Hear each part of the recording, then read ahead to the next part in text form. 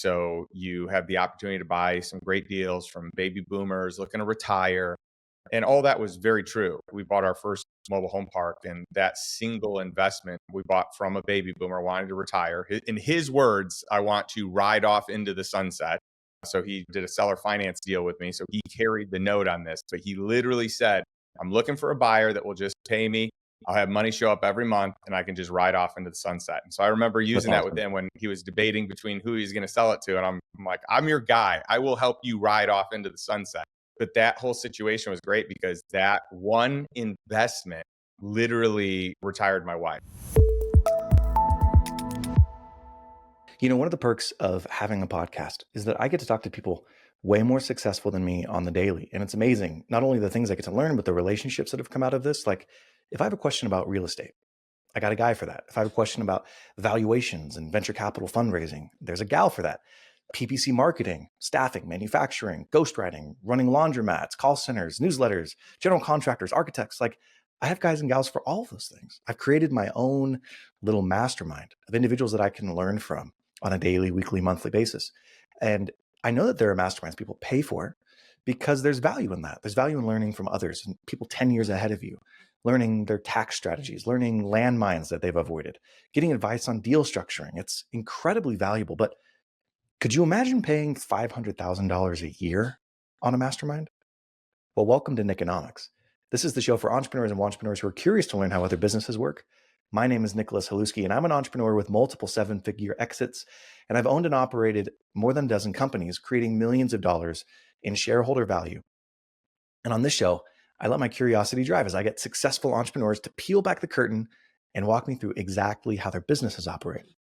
Today, I sit down with best-selling author, real estate investor, and entrepreneur, Justin Donald.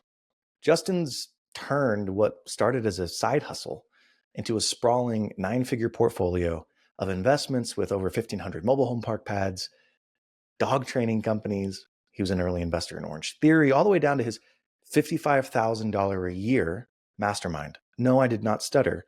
$55,000 a year. But Justin's the real deal.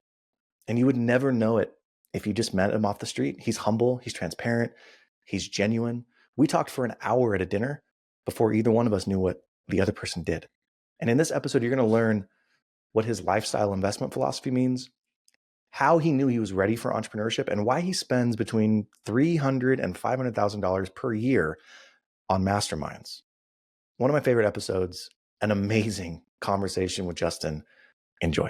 Okay, guys, we're going to get back to the show in just 1 second. But first, a message from a sponsor who is me. Oh, it's me because I'm doing the show for free. Listen, I want to give you $100. All you have to do is this. Go to Apple or Spotify. Give me 5 stars. Write a review. Screenshot that review. Send it to me, nick@cofounders.com, and you will be entered to win a $100 Amazon gift card. Every 4 episodes, I'm going to choose a winner at random, and I'm going to do this 5 times. $500 for 5 stars. I just made that up, and it's what I'm calling it. Please go to Apple or Spotify, leave a review, screenshot it, send it to me, nick@cofounders.com, and you'll be entered to win a $100 Amazon gift card. All right, let's get back to the show. All right, Justin, welcome to Nickonomics. Stoked to have you here. In 1 sentence, could you give us an idea of who you are and what your business is? Yeah, Nick, great to be here. Great to connect here at Capital Camp. Nice little shout out to the organizers there that allowed us to meet, and really our friend Mike who connected us. So shout out to Mike Higgins.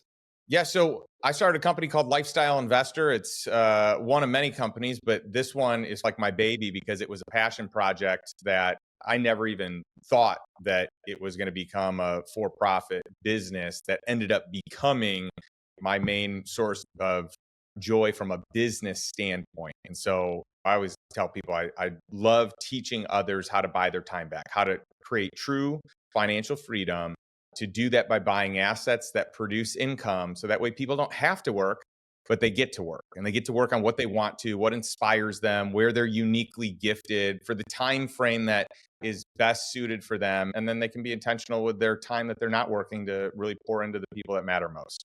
So to give people some context here, Justin, you wrote a book recently called The Lifestyle Investor, a Wall Street Journal bestseller.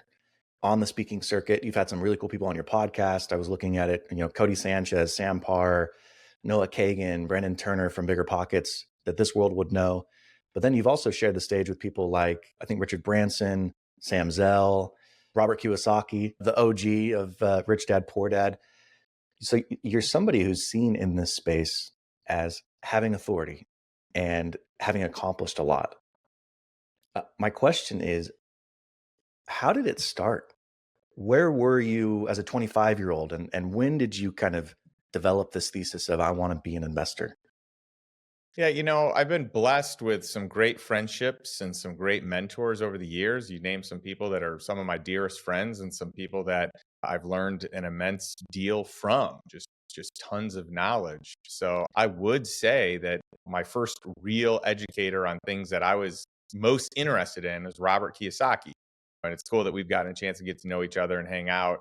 It was his books that really opened my eyes. Of course, I feel like most people have read Rich Dad, Poor Dad. For me, it was actually his second book, Cash Flow Quadrant, that just blew my mind. And I was running a business at that point in time, but I was a slave to the business. I was a true slave in every sense of the word. Like, I spent so much time. I kind of played this game of like, whoever works the hardest is the best or whatever. And so I like, my badge of honor was work ethic. And I think, by the way, that's a great badge of honor when you don't have other unique skills and giftings that may be superior to it, right? So, like, to have a great work ethic is much better and totally trumps being lazy.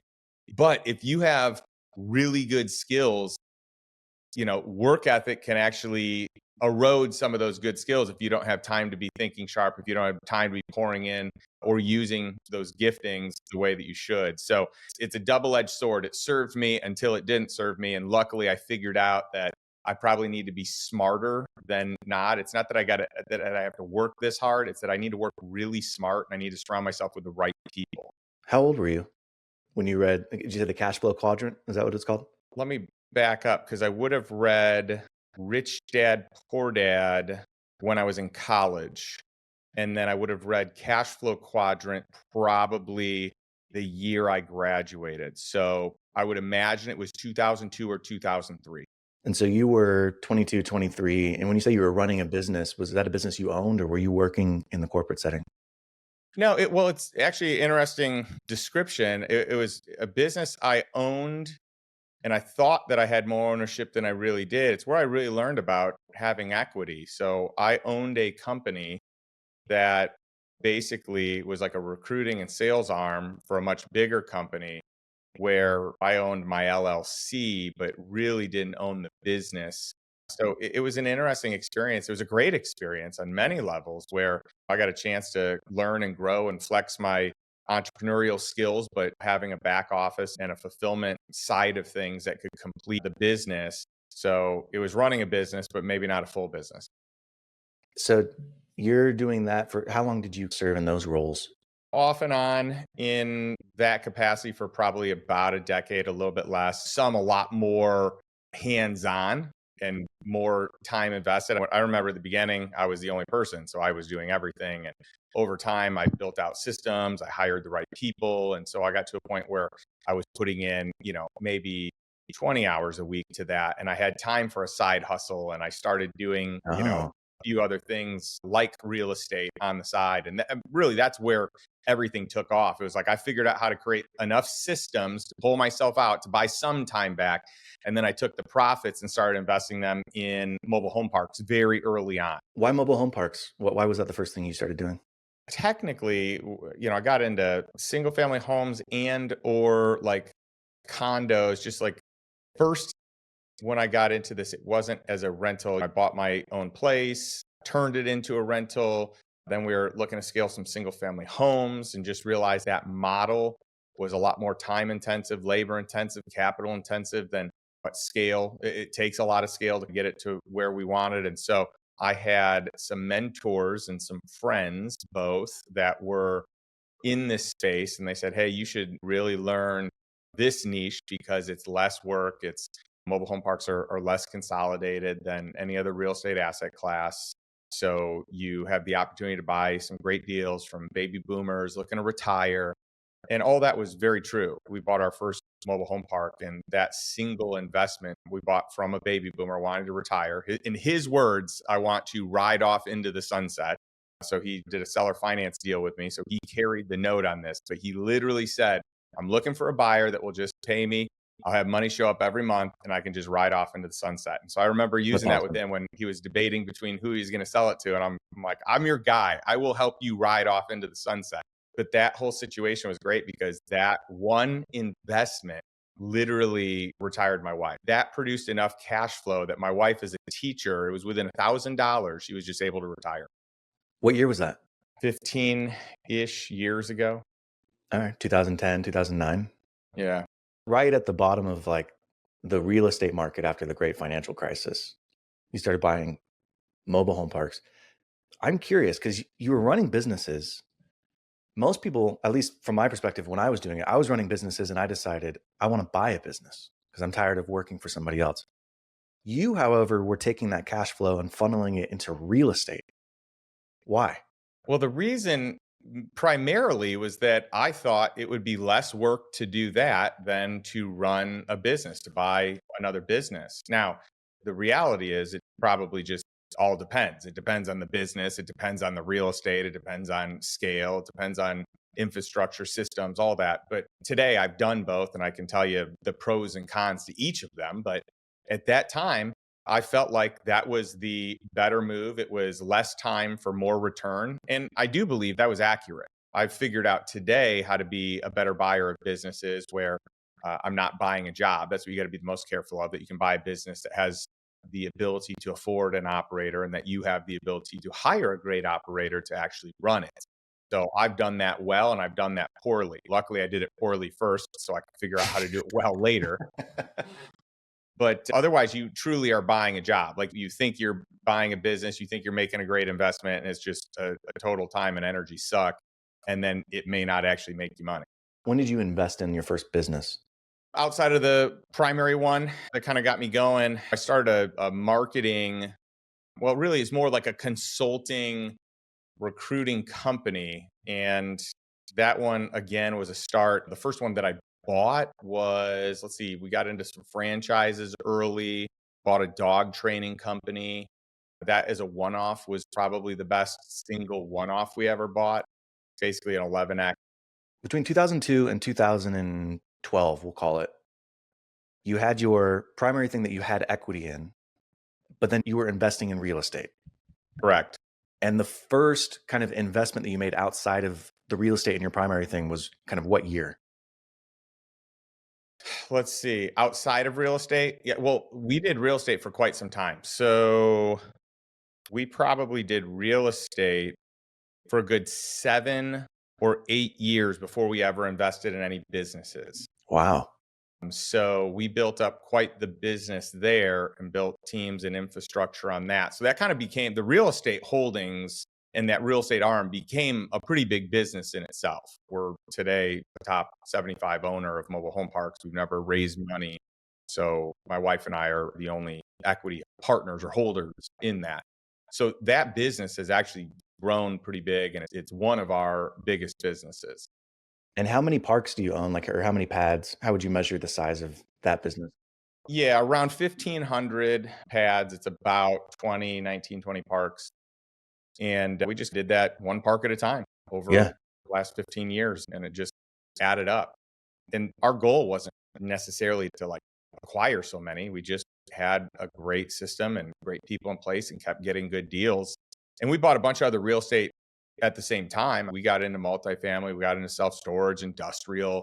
Our second largest holding is industrial. We've done very well on that, which has been great because that of major real estate sectors, that's the largest performing real estate the last 6 years in a row of, the sectors that are big enough that they measure. Mobile home parks, I actually still think outperform it, but if anything, they're neck and neck, 1 and 2. What was the dynamic like with the company where you were and the fact that you were growing this massive, real estate company or portfolio? Did they know about it? At first I kept it pretty quiet. And then later, unfortunately, I think it became a point of contention. More than anything, the organization I worked with, really saw me or some of the other things I was doing as competition, which they probably should not have. There was no real competing going on, but I think they just worried that I was just going to recruit all those people into another business, which I never did. I was never going to do that, never intended to do it. And even though that breakup wasn't on the best of terms, unfortunately, more to their doing and the way that they wanted to force an exit. It's been a decade, and we never still recruited anyone. They get to the point where they're like, man, Justin's more successful than we are. And it like just created a weird dynamic between you guys. Or was there something else that caused that rub? I think it was that I was doing things in a different way. I was spending less time on it. I was getting better results than most doing it that way. And maybe that wasn't the example that they wanted to see. Remind me again, what was that company? Well, the name of the company that I first started with is Cutco. Oh, And yeah. so Okay. that was kind of how I got my start in the business, the sales and entrepreneurial world. Awesome. Lots of successful people start with Cutco. Yeah, lot of dear friends. I'm so thankful for that time. But yeah, I think it was a bit short-sighted on the path that they took, and that's okay. It's totally fine. But I do think that there was an animosity, or maybe they're unsure what's going to happen because financially I didn't need that business. That business actually did very well, and we were one of the top performers under their umbrella. But I actually didn't, I got to the point where I didn't need any of that income, and I think that was scary for them. You're mid 30s. You've built up a really good Cutco business. You've also built up these real estate holdings. How much were each one of those cash flowing at the time that you decided to say, I'm going all in on these investments? Well, before I felt like, I think there's like two different paths you can take. Path number one is you can jump ship at any time and say, hey, we don't have our finances covered by passive income yet, but we'll figure it out. Yeah. And then path B is I'm going to wait until all my expenses are covered. And then once I'm there, then it's easier to make the choice to jump ship or to be a little more open and vocal with my intentions, my path, right? My wife is more on the conservative side. So she really liked the idea of, hey, let's have this all planned out. Let's make sure that we're not doing anything too crazy. We're not just hoping that there's some sort of a net down below to catch us after we take the plunge. So we worked really hard to first cover our survival income, which survival income just to get by, not eating fancy meals and great trips and all that, like just to get by, bare bones, I think was like around 60,000 a year. And we could hit all of our expenses at that point in time. And then the next step, so that was survival income. Then it was, how do we get to lifestyle income? And at that time, it was 120,000 a year, so 10,000 a month. And so we wanted to kind of accomplish that. That was going to be a big milestone because then you really don't have to work, right? You get to work. But we actually decided it might make sense to stay on and wait until earned income was covered. So what does that look like? At that time, it was about 350,000 that we considered earned income. How And, did you define lifestyle income? Was just what? Hey, all of our bills are covered. We can eat at the restaurants we want to eat at. We could take a couple vacations a year. Life is good. Is that kind that's of what right. lifestyle? Okay. You could look at, hey, what would an upgraded or ideal lifestyle income be? I got to the point where I was saving over half of the money that I made, and I was putting that toward different investments, right? So like I started saving at 15%, and then I bumped it to 20% and 25%. And over time, as my income increased, I just maintained the same lifestyle, right? Or had small increment increases or one-off increases. And so the goal is, if I just keep raising our lifestyle, well, then we're not going to accelerate the compounding on wealth. Right. But if I can just keep our lifestyle, which we had a good lifestyle, we had figured out a lot of things that we were able to do at that point. We lived a good life and we did it rather inexpensively. Then this surplus income, instead of working hard to save 15-20% of your income, the surplus income, that was 100% going to wealth creation or impact. And so that to me was like how you get ahead. You got 100% of these surplus dollars that can now go towards some sort of wealth creation and impact giving. That's cool. How did you define earned income? So 120 lifestyle, 350 earned income. Like, what is earned income? What does that mean? Yeah, just based on how we're taxed. right? So your highest tax rate is earned income.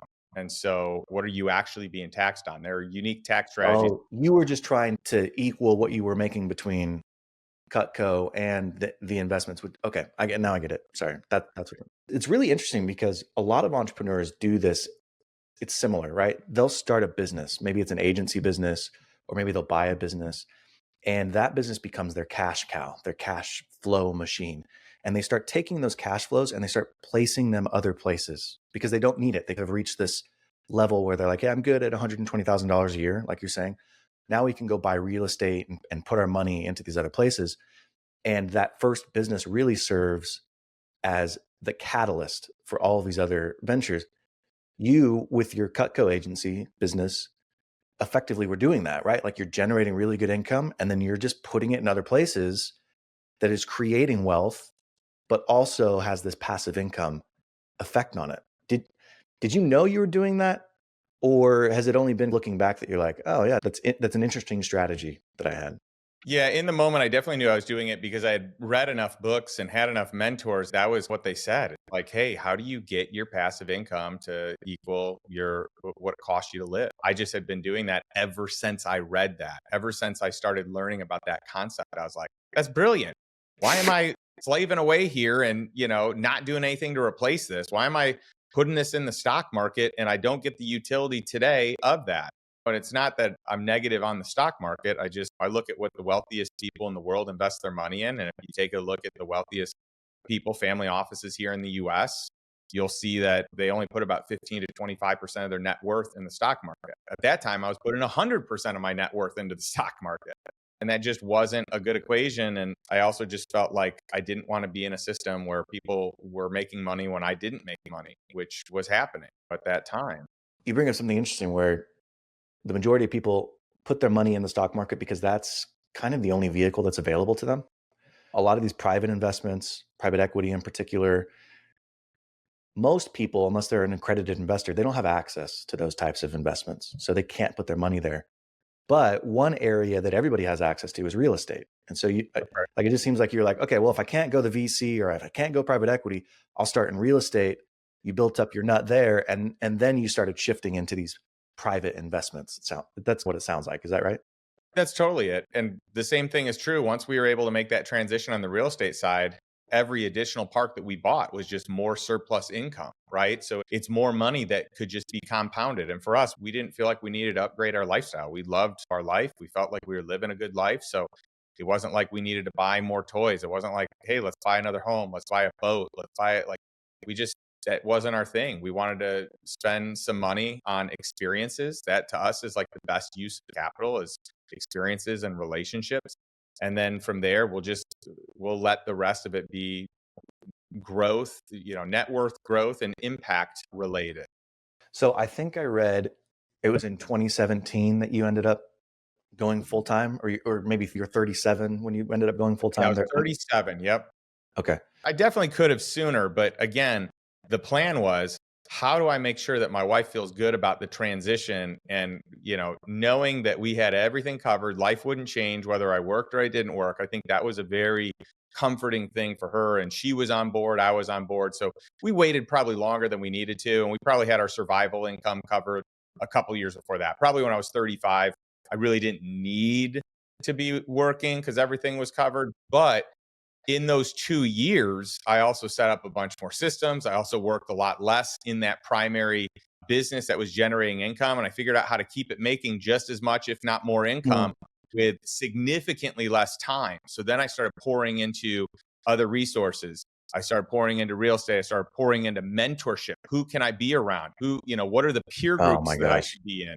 Right. So it's like I had this 2 years of what I would call a master's education in really just being around some of the wealthiest, smartest investors and entrepreneurs in the US. Okay, guys, we're going to get back to the show in just 1 second. But first, a message from a sponsor who is me. Oh, it's me because I'm doing the show for free. Listen, I want to give you $100. All you have to do is this. Go to Apple or Spotify. Give me 5 stars, write a review. Screenshot that review, send it to me, nick@cofounders.com, and you will be entered to win a $100 Amazon gift card. Every 4 episodes, I'm going to choose a winner at random, and I'm going to do this 5 times. $500 for 5 stars. I just made that up, and it's what I'm calling it. Please go to Apple or Spotify, leave a review, screenshot it, send it to me, nick@cofounders.com, and you'll be entered to win a $100 Amazon gift card. All right, let's get back to the show. I feel like I'm in a similar boat. I think I'm 1 year into my master's degree. I'm not 2 years yet. A little bit different. I sold multiple businesses, so I don't have a passive stream of income that replaced what I was making, but I have this large nut that I obviously didn't have before. So I'm in the process of thinking through, like, okay, what does the rest of my life look like? But I've had many conversations with my wife, because she's the same way, of like, okay, what's our stability here? What's our level of comfort? Can we do XYZ projects? And I'm just not ready to commit to any one thing yet. I'm in that master's program. I'm a year older than you were. I'm 38, but I'm like, I don't know yet. I'm trying to figure out what I go all in on. Was there a moment when you were 37 that you were like, okay, I'm ready because of X, Y, and Z, or was it just time? Well, I think more than anything, it was that the plan was, when my earned income was covered, we were good to go. And that was it. I was like, we hit the number. So I was like, okay, well, now I don't need to be doing anything else. So it was more that, like, we had this game plan and this roadmap, and we had a few years to hit it, and we hit it, and we're ready to make the transition. I was also ready for something new. I needed a new environment and surrounding of people that could help grow me into the next version of me, that could help me think outside the box, that could help me just understand the game of, like, wealth creation and investing and business building at a whole new level, at a higher level. How old were you when you hit like a 7-figure net worth, 8-figure? You're probably 9 or 10-figure at this point, but like, can you say like what those milestones were for you? 7-figure was probably about 8 years ago, 9 years ago. So right around the time that you left, 35, 36. Yeah, no, it probably would have been really close, somewhere between 35 and 37. Well, one important thing that I like to point out is I had financial freedom. So actually, it would have been probably 36 or 37, because I had financial freedom before we were ever a millionaire. Mm. But then we bought a bunch of properties way under value for what the market was. And we got just several killer deals. And those, one of them specifically, we probably got for half what it was worth. And it later was appraised like 120% more than what we bought it for. You have an interesting kind of growth trajectory, because you were earning a lot of money when real estate values were just crushed after the great financial crisis. And so you started buying these properties at a discount, and all of that appreciation that you were seeing, you could cash out refi, and that income, potentially you're refining for a higher value than you bought it for.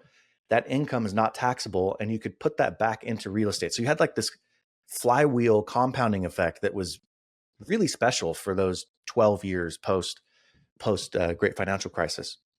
At the same time, though, you've doubled, tripled your net worth from business investments. Like it's not just real estate. Will you talk about some of the investments you've made since kind of pivoting into private investments?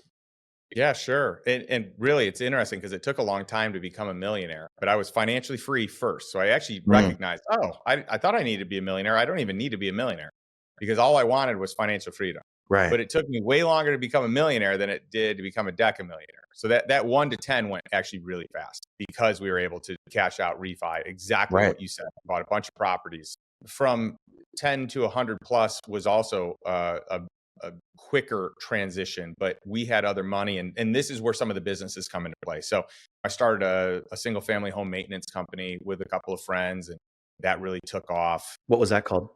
It's called Stellar Inc. Do you still own that company? Yeah, I'm still a part owner of it. We've got VC money in it, and so the VCs have control of that. Sure. But it's a great company doing awesome things. And there's like a sister company that we helped start as well, also in the single family home maintenance space, that has done very well. So How big are those they? two have been huge. And from dollars to value, it was pretty exponential. So those, I can't get into the exact figures because there's VCs involved in one of them, but I invested, we're talking just thousands of dollars, and have made a return of millions of dollars on each of those. And then those dollars got reinvested into some other companies that really took off. One company that we bought was a dog training company that ended up doing very well, and we timed it just right. It was during COVID, and I noticed that everyone was buying dogs in our neighborhood. Even people who didn't want dogs ended up with dogs in their house, and they were just destroying the house. And I was like, oh man, I think a dog training company might make a lot of sense. And so we found this dog training company, and That's awesome. we just totally cleaned house on the team, the staff, the processes, really cleaned it up, and then boosted the SEO, made sure that we were doing the right work online, creating better systems, opening up the window for being able to book appointments, creating a demand, creating a wait list, all these different things. And so we sold that one at a year and a day for an 11x return on our money, which was pretty Oh my goodness. significant. And then rolled that into some other businesses. And then some of these, like some of what I invest, like today, even though I've done owner operator stuff, I've done some franchises, we do a lot more investing in, and when I say we, just my wife and I, like we do a lot more investing in companies that have a team in place. We'd rather be on the investor side at scale. It's a lot easier that way. I know some people prefer to have more control. We don't, but we've had a few businesses that have really taken off in value, and several that have had exits, several that are probably due for an exit in the coming year or two. And the thing about real estate is if you buy right, it's hard to lose money, but you're probably growing it at like 10 to 15% a year, right? Like your Yeah. appreciation and like what you're able to do. If you buy something that's super low occupancy and you can get the occupancy up, you can have a bigger returns than that. But like even if it's something's fully occupied, you're probably still going to be growing on average 10% plus per year. So you got a little bit of a ceiling depending on the type. Now, business, you buy a business, you have way more risk because it could go to zero. But if you hit it Way more right, upside. you can have exponential returns. So for me, it wasn't that I wanted that. It's not that I think this is better than that. I think they're No. both great, and they both have pros and they both have cons. And I think that the better you understand those, the easier it is to decide where to start, where to end, or what to get involved in and what not to get involved in. I just happen to like both of them, and I feel like I've learned how to be good at both of them. So Yeah. they both served us well. Starting in real estate allows you a safe base that then you can take some of the riskier bets, right? Like, oh, higher risk, higher reward, but cool, I'll place my money in some of these places, and you're diversifying your risk a little more. I want to talk about this thing that I find fascinating with you. You have real estate holdings, which are massive. You have business holdings, which are massive. You didn't say it, but you were an early investor in Orange Theory, which has done really well. But then you also have this business of masterminds. When I have seen individuals with masterminds, usually that's their business. And then they invest in these other things just to say like, oh, I'm a businessman. But I got to know you at Capital Camp because it's the total opposite. You love helping people. And like for you, this is an opportunity for you to like give people access to knowledge. Tell me, when did you launch your masterminds and why do you love masterminds so much? Well, I'm a huge fan of masterminds because I think it's the biggest shortcut to like growing your wealth, growing your education. To me, it's like the best money I ever invest into myself. So part of the reason I love it so much is because I'm in so many masterminds. I have 2 masterminds, but I'm in 14 others. And it sounds crazy. Back in the day, I was in 1 or 2, and it just kept growing. But this is where I learned. This is where I grew. This is how I upgraded my peer group to be around people that played the game of life and business at a higher level than me, or people that at least like had aligned values but bigger thinking than me. Or that's really what I wanted. And so it cracks me up because you have all these social media influencers that have raised tons of money, or they have their group and they've made all this money, but what they teach isn't actually what they've made money on. And in fact, they No. don't know much about what they teach. And in fact, we're starting to see a lot of these people having major slip ups, and Yeah. we're starting to see that like they probably shouldn't have been teaching this. Right now in the marketplace, younger, naive, more immature investors or new entrepreneurs, they look for validation in number of followers. That doesn't validate how successful someone is, what their experience is. They're just a good marketer. They can collect eyeballs. There's a lot of hunger from people who are young to learn as well, right? They want to know, Justin, how did you make your first million? Oh man, in your mid 30s, you owned all these multifamily rentals. How did you do it? And they're willing to pay for it, which is amazing. But then there's these people who maybe they did one or two small deals, and all of a sudden their business is now the business of educating you as opposed to actually doing those things that they're selling education on. And yeah, to your point, it's frustrating because you get labeled with this guru title, but there's a huge demand for it. People want to know how to get better, how to make money, how to invest. 100%. And I just think I try and tell people in a day and age where everyone's a life coach, everyone's a social media influencer, and apparently the newest polls for what high school students want to be when they grow up, when they graduate, is social media influencers number one, which is really sad, but it's the reality. You got to be even more of a detective on who you're following and who you're going to take advice from. I only want to take advice from people that have done the exact thing that I want to do. They have a track record that is provable. They're not just saying they're good at something. They haven't just been doing it for a year or two, and now all of a sudden they make more money on the education that they sell via social media than their actual knowledge or expertise. So I'll get off my soapbox, but that's the biggest thing and the biggest danger that I see out there. And I just thought it'd be really cool to create my own community. So I was part of all these other communities, but none of them had exactly what I was looking for. I thought, to me, top of the rung, most important thing is like connection and networking. And I want a group where like every person is someone that I would love to connect and learn and grow with. So it needs to be like highly vetted and high criteria to get in. Number two is tons of education I can use today, education I can use for a lifetime. Number three is killer tax strategy. Like as you make more money, you want to be smarter about taxes. And then number four is deal flow, like vetted deals that we can get preferred terms on because we have purchasing power, right?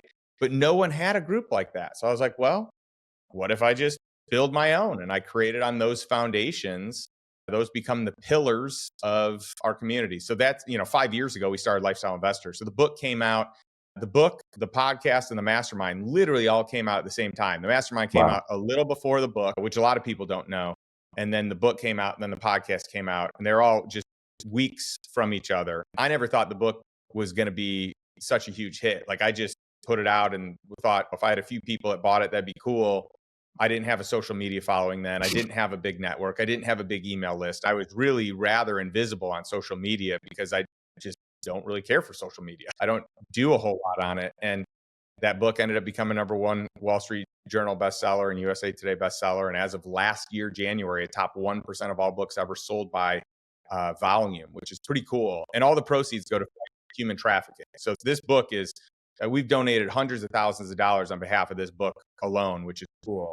And the updated and expanded edition of the book just came out where we have, 20 to 25% additional content in there that I'm so excited about. And this goes live like any day, which is pretty cool. That's amazing, man. That is really cool to hear. And all the proceeds go to fight human trafficking, which is incredible. When we were at Main Street, I think the thing that I enjoyed most about you, we were at dinner and I met you, Levi, Bancroft Bankert was across from us. And I didn't know anything about you until like 20 minutes in. And I felt the same way about Levi. And I'd hope you guys felt the same way about me. It was like, we didn't know what your like how much money you made or what businesses you had. We were just having a nice conversation about life and like philosophy. And that's what I've admired about you. It just seems like that ethos flows through. So having a community that is focused on education just is a no-brainer that it's associated with you. Well, thank you. I appreciate it. And it is a pet peeve to me when people posture based on those things. And it's like, hey, man, this stuff's all fleeting. You can be a millionaire one day and dead broke the next if you're not smart. And so a lot of people use net worth and finances as a hierarchy or ranking system. Scoreboard. And to me, it's just the worst. If you're going to have a scoreboard, that's the worst scoreboard because it's not a good measure of like true character. To me, the scoreboard's probably more like values, character, unique gifts, like that would be, are people truthful, and are people putting the relationship before money and all that? Like there's so many better scoreboards, but unfortunately from a societal standpoint, um, that I think is what most people look at. I think that's what moves the needle the most for most people. It is. It's an easy thing to point to, and people feel proud about it for whatever reason. But the thing I found crazy was you whipped out your phone and you were like, "I'm a part of 14 masterminds." I'm like, what? And you showed me the list. I took a picture of the list because I was like, I never even heard of most of these. Are you comfortable sharing how much you spend a year on masterminds? Between coaching and masterminds, it's somewhere between 350 and 500,000 a year. It's incredible. So the private coaching. So I've got a coach that I pay about 150 a year, and I'm generally in that price point depending on the coach. So maybe I spend, what is it, 150 to 200,000 a year on masterminds, plus whoever the coach is for the year that I've hired.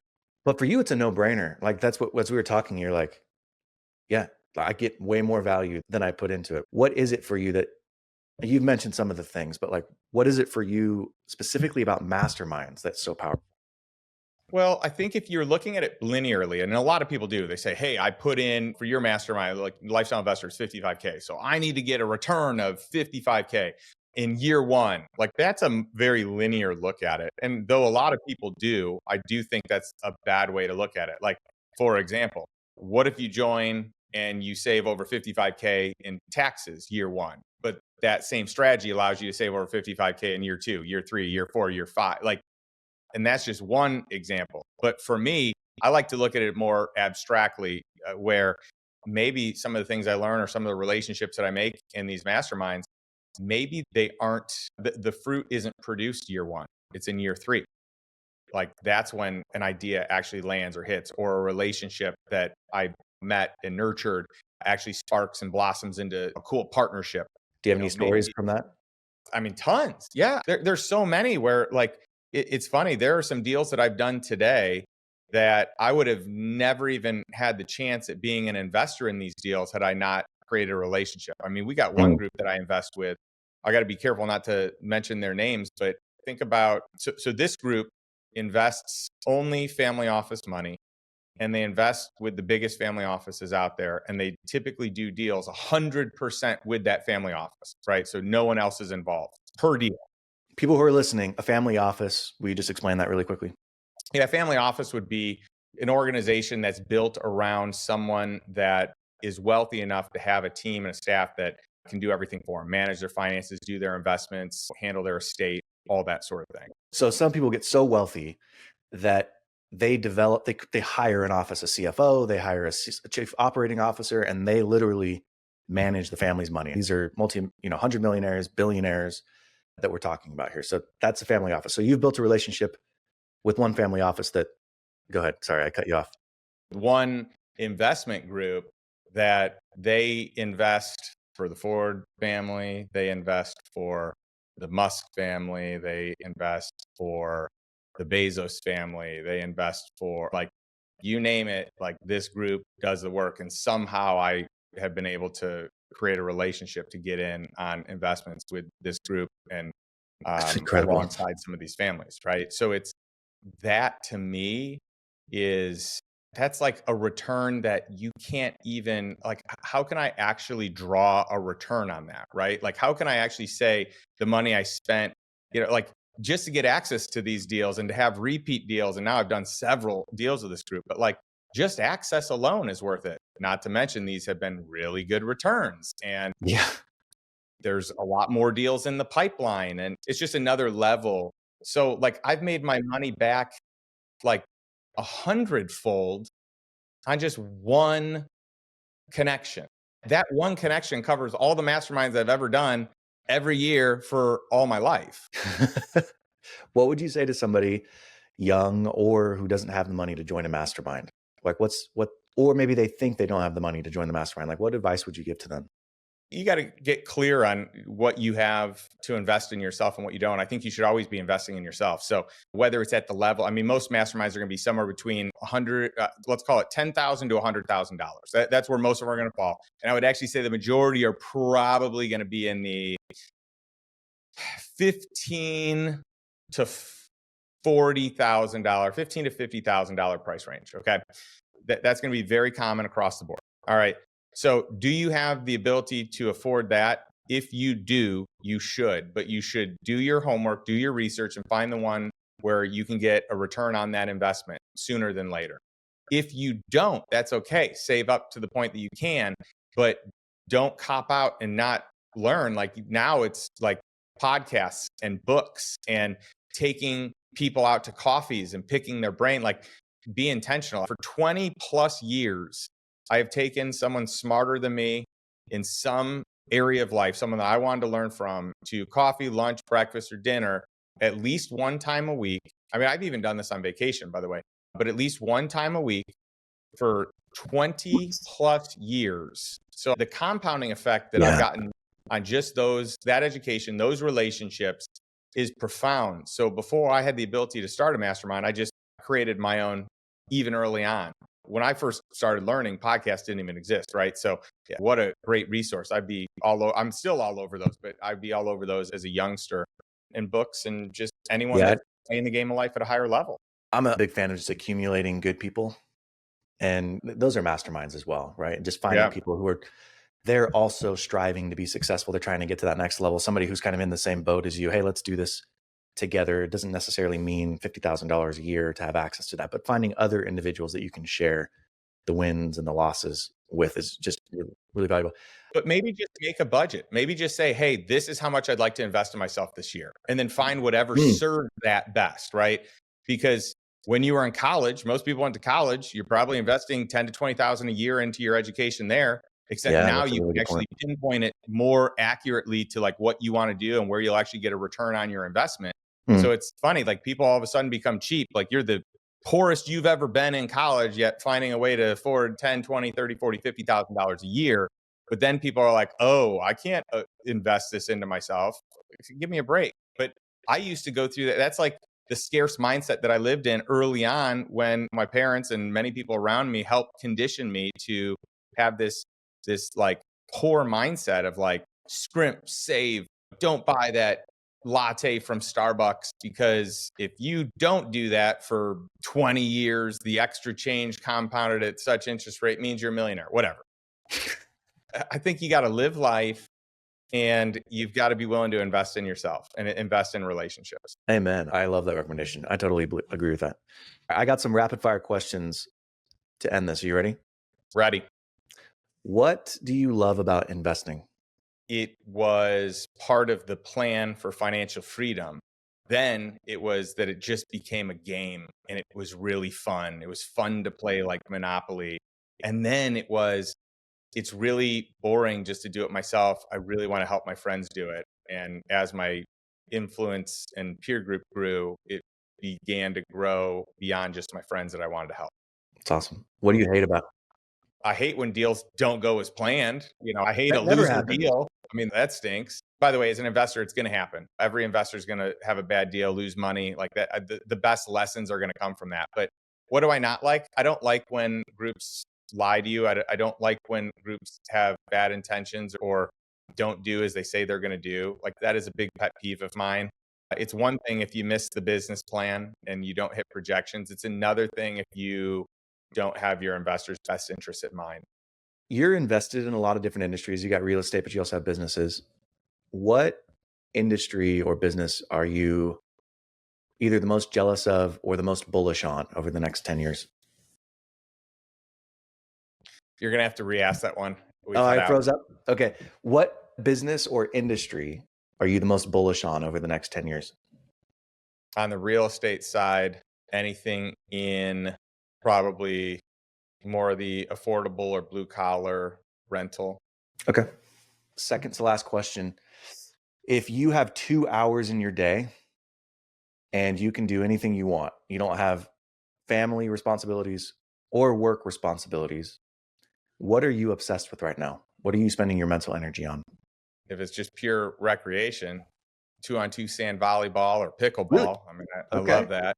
But I mean, I read for an hour to 2 hours every day. So I love to read. I'm an eternal student. So I might even be able to make the argument that like just becoming a novice in something and learning something Awesome. probably where I would spend at least half of that time, if not all of it.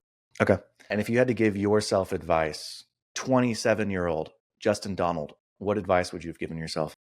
Start sooner. It's okay to make some mistakes. You're going to learn some great lessons from those mistakes. But if you wait to make moves, then you don't get that education early on. So you might Yeah, as well start as early as you can and start being intentional with surrounding yourself with the right people that can help you learn and grow and also have your best interests in mind.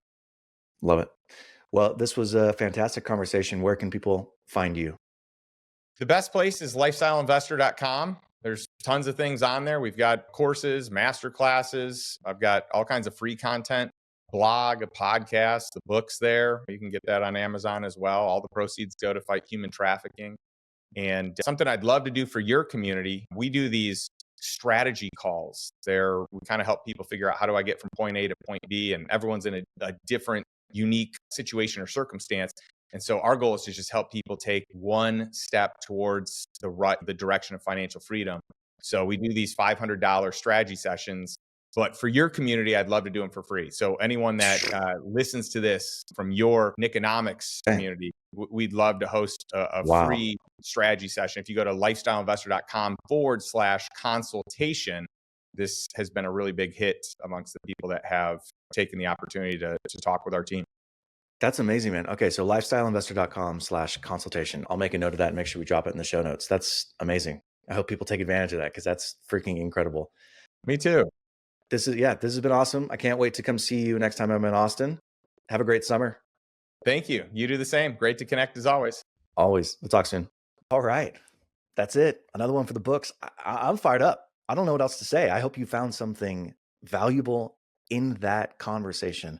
I hope you learned something. I hope there's something that you can apply to your business today, tomorrow, in the future that makes you money, makes you more successful, gives you more time with your kids.